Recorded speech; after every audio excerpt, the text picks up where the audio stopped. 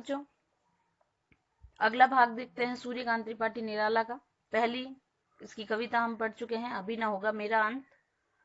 एक बार फिर से दोहरा लेते हैं, अभी न होगा मेरा अंत में कवि क्या कहना चाहता है? युवावस्था के में आगे बढ़ने के लिए प्रेरित करता है। कहता है कि इंसान को कभी भी निराश नहीं होना चाहिए। अगली कविता उनकी पढ़ते हैं, मातृ वंदना। नर जीवन के स्वार्थ सकल। मातृ वंदना नाम से जैसे दिखाई देता है कि मातृभूमि की वंदना की गई है। नर जीवन के स्वार्थ सकल, बलि हो तेरे चरणों पर, माँ मेरे श्रम सिंचित सब फल। कवि कहना चाहता है कि मेरे नर जीवन के यानी मनुष्य जीवन के स्वार्थ सकल यानी स्वार्थ से प्रेरित होकर जो कर्म किए गए हैं उसके फल यानी स्वार्थ पर आधारित सभी फल बल तेरे चरणों पर, तेरे चरणों में न्योछावर हो। हे मातृभूमि, यहाँ ध्यान रखिएगा, माँ शब्द वाक्य में आने के बाद माँ शब्द पूछा जाता है कि माँ प्रस्तुत शब्द जो है किसके लिए प्रयोग किया गया है, तो मातृभूमि के लिए। मेरे श्रम सिंचित सब फल, और मेरे परिश्रम से सिंचित सभी फल तेरे चरणों में न्योछावर हो।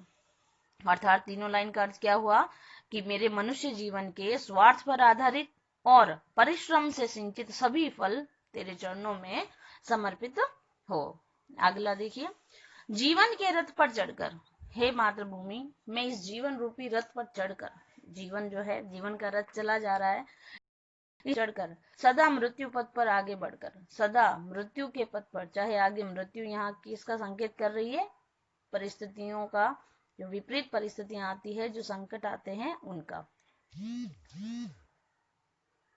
तो मृत्यु के रास्ते पर आगे बढ़ते हुए महाकाल के खरतर सहकर, महाकाल के यानी मृत्यु के, खरतर होता है तीखे प्रहारों को, और शर यानी बाण, यानी मृत्यु के तीखे बाणों के प्रहार को सह सकूं। हे मातृभूमि, मुझे तू कर दृढ़तर, दृढ़ होता है मजबूत करना, दृढ़तर होना है और मजबूत बना। यानी क्या है चारों लाइन का अर्थ?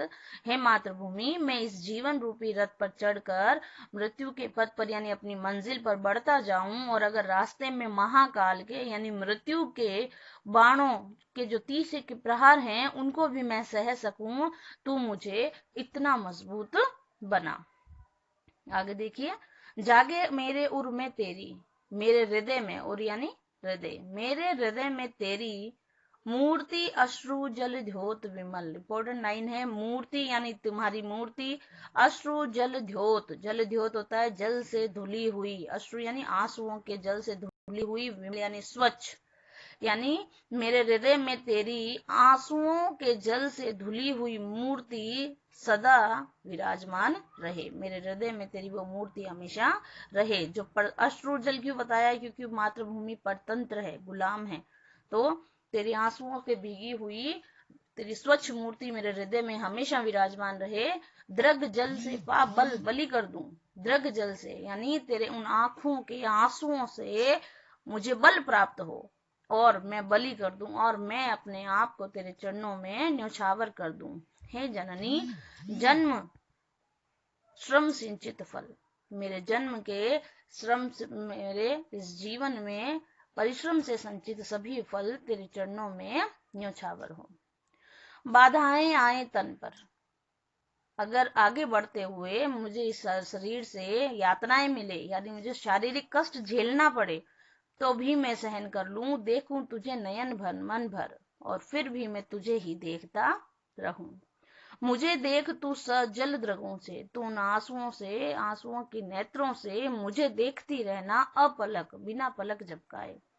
उर के सतदल पर, हृदय के सतदल यानी हृदय के हृदय रूपी कमल पर, मुझे तू कमल, अपने हृदय रूपी कमल में बिठाए रखना, यानी मेरे हृदय में तेरी मूर्ति रहे और तेरे हृदय में मैं हमेशा तुम्हें याद रहूं। क्लेद युक्त, क्लेद होता है पसीना, परिश्रम के पसीने से युक्त अपना तन दूंगा, यानी अपना शरीर तुम पर न्योछावर कर दूंगा।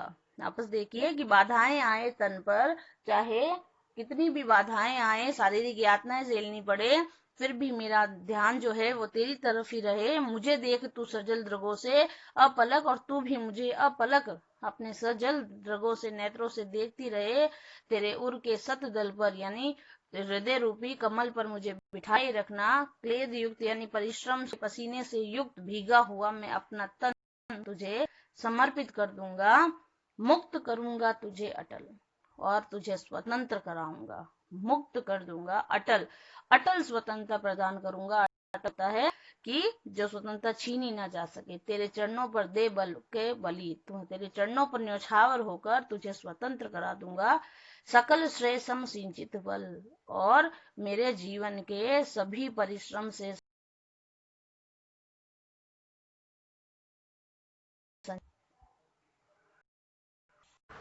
जैसा कि हमने अभी कविता पढ़ी सूर्यकांत त्रिपाठी निराला की मातृ वंदना, तो इसका सारांश क्या है? प्रश्न आता है कि मातृ वंदना कविता का मूल सार क्या है। तो कवि कहना चाहता है कि मातृ वंदना कविता से हमें क्या संदेश मिलता है।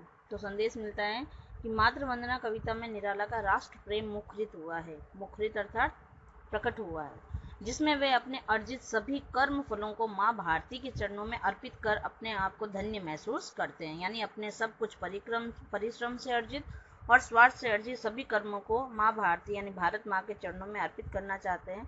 कवि जीवन पथ की सभी विघ्न बाधाओं को पार करता हुआ माँ की सेवा में अपना बलिदान कर उसे हर दुख से मुक्त कराना चाहता है। और विनय शिल्प में लिखी गई, इंपॉर्टेंट है, विनय शिल्प में लिखी, विनय यानी उनसे विनय की गई है, उनसे रिक्वेस्ट की गई है कि हे माँ आप मुझे दृढ़तर करो, यानी आप मुझे इतना मजबूत बना दो कि मैं आपके चरणों में अपने आप को बलिदान कर दूं। विनय शिल्प में लिखी गई ये एक अद्भुत कविता है।